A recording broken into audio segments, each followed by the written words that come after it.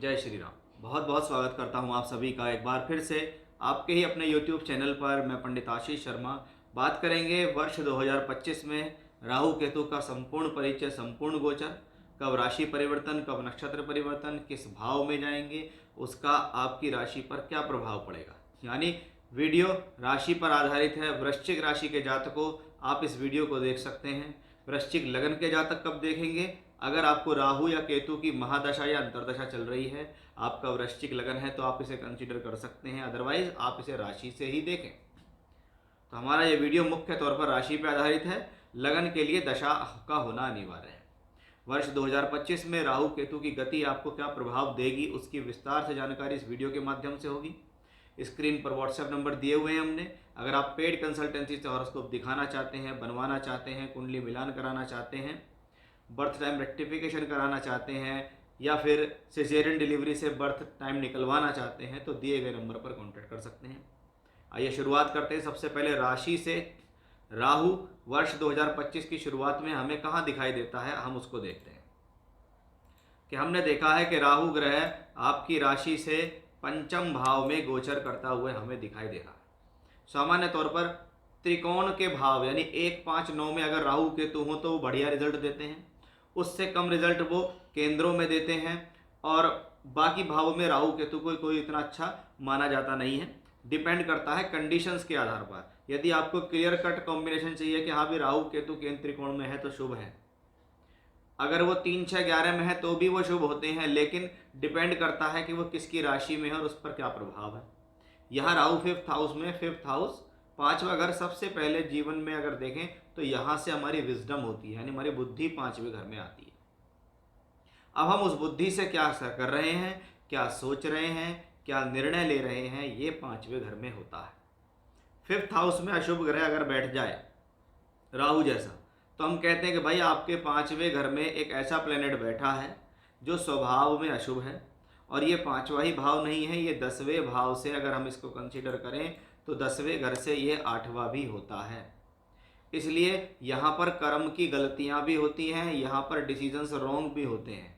कि ये एक विशेष सावधानी, एकमात्र सावधानी है कि राहु अगर आपके 5th हाउस में बैठा है और 18 मई तक राहु यहाँ है, तो आप अपनी गलतियों से अपना लॉस नहीं करेंगे। चाहे वो लॉस प्रोफेशनली हो, नौकरी का हो, व्यापार का हो, एजुकेशन का हो, प्रेम संबंधों का हो, या गलत निर्णय से पैसा गंवाना भी इस कॉम्बिनेशन से दिखता है। बहुत बार व्यक्ति इसी कॉम्बिनेशन में स्टॉक मार्केट में पैसा कमाते हैं, जुए सट्टे लाटरी से पैसा कमाते हैं, लेकिन अधिक पैसा और कमाने के चक्कर में, लोभ लालच के चक्कर में वो अपना पैसा गंवा देते हैं। तो वो चीज़ भी हमें यहाँ पर दिखाई देती है, ये इसकी सावधानी है। अदरवाइज राहु यहाँ पर जुपिटर के साइन में है, पंचम भाव में है तो शुभ है। जुपिटर के साइन में है और जुपिटर का ट्रांजिट चल रहा है यहाँ, यानी राहु का सीधा संबंध धन से है। अब यहाँ राहु 11th हाउस से कनेक्टेड है तो जुपिटर भी 11th हाउस से कनेक्टेड है। इसका सीधा मतलब है कि राहु के अंदर वो क्षमता है कि ये आपको जीवन में 5वें घर के शुभ फल देगा। यानी ये कॉम्बिनेशन धन के लिए, लक्ष्मी त्रिकोण के लिए, अगर आपने अपनी बुद्धि को सुचारू रूप से चलाया, एक ही टारगेट पे लगाया, तो ये प्लेनेट आपको अच्छा धन देने में सक्षम होगा। तो वो एक अच्छा योग हमें यहाँ दिखता है कि राहु अच्छे भाव में है, अच्छे ग्रह की राशि में है, तो ये एक शुभ कॉम्बिनेशन है। 16 मार्च को राहु का नक्षत्र परिवर्तन होगा और 16 मार्च को राहु पूर्वी भाद्रपद नक्षत्र में आएंगे। ये नक्षत्र भी गुरु का ही है, यानी राहु का लगातार जुपिटर से कनेक्शन बना हुआ है। ये धन के लिए, फाइनेंस के लिए कॉम्बिनेशन बेहद खास और शुभ है। यानी 18 मई तक अगर हम देखें तो क्या सावधानी हो सकती है और क्या लाभ है, वो दोनों हमने बताया है। अगर दिमाग को स्थिर रख के चलेंगे तो ये राहु बहुत हद तक शुभ है। अब ये राहु का ट्रांजिट चेंज हो रहा है। ये राहु अब आ जाएंगे आपकी राशि से 4th हाउस के अंदर, चौथा घर, जिसको हम जनरली रूप से जनरल हैप्पीनेस के लिए देखते हैं। मेरे मन की खुशी, मेरे घर परिवार की खुशी, मेरे ऊपर पड़ने वाला प्रभाव, या मैं अंदरूनी रूप से कैसा हूँ, मेरे परिवार का माहौल कैसा है, मेरे घर का माहौल कैसा है, मेरे मन का माहौल कैसा है, ये 4th हाउस से दिखता है। अभी तक आपकी राशि से चल रहे थे शनि यहाँ पर, जिसको हमने कहा था शनि की ढैया। वो शनि की ढैया 29 मार्च को खत्म हो जाएगी और 18 मई को राहु यहाँ गुरु के नक्षत्र में ट्रांजिट करेंगे।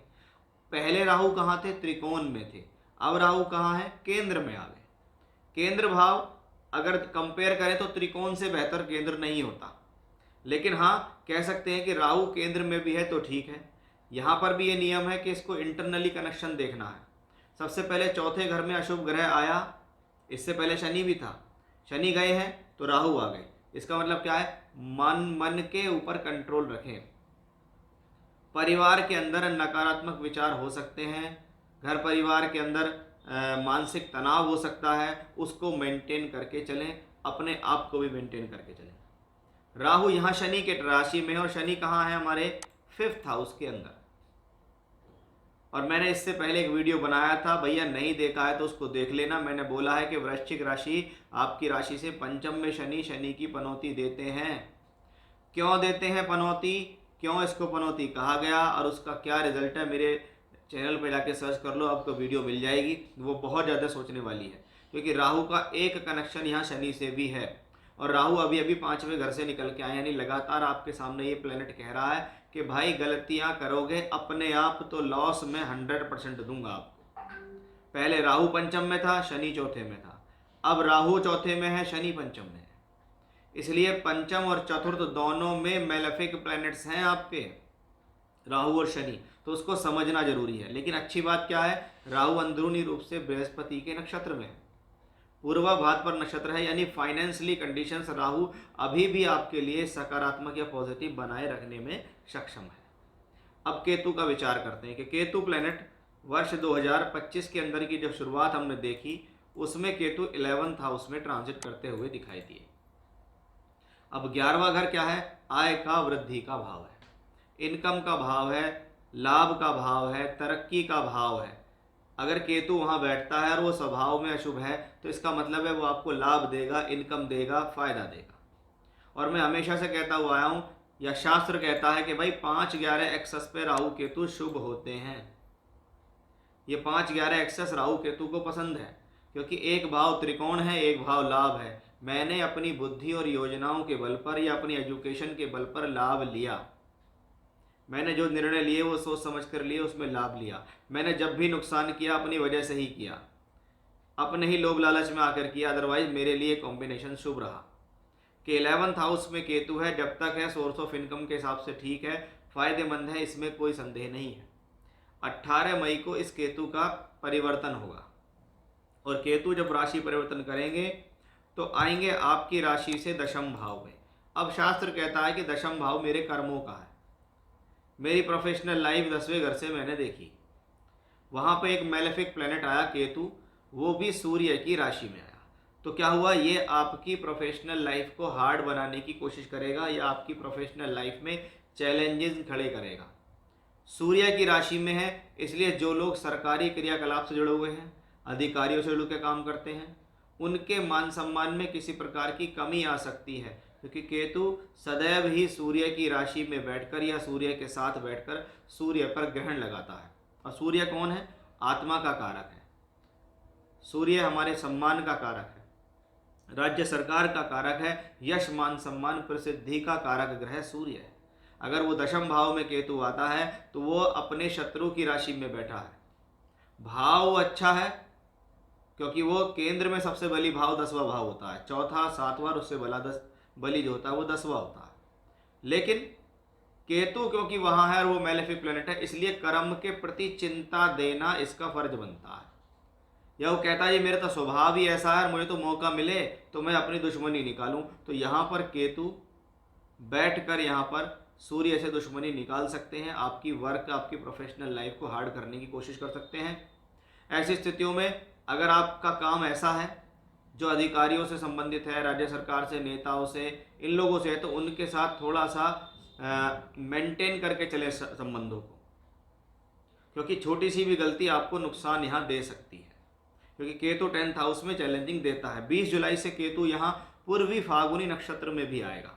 अब ये पूर्वी फागुनी नक्षत्र जो है ये शुक्र से संबंधित होता है, तो उस हिसाब से ठीक है कि राहु केतु के लिए या राहु के लिए शुक्र शुभ है, लेकिन भाव जो है और भाव की जो राशि है वो सूर्य की राशि है, इसलिए थोड़ा सा यहाँ चिंता का विषय प्रोफेशनली हार्ड स्थिति को बताता है। जो कहता है भाई जितना ज़्यादा आप ध्यान रखेंगे, जितना ज़्यादा आपका सोच विचार ठीक रहेंगे, जितना आप सोच समझ के काम करेंगे, जल्दबाजी से बचेंगे, आपके मन में ये रहेगा कि मुझे इज्जत मान सम्मान भी बरकरार रखनी है और काम भी करना है, तो आप उस पर काम कर भी लेंगे और जीवन में आगे बढ़ भी जाएंगे।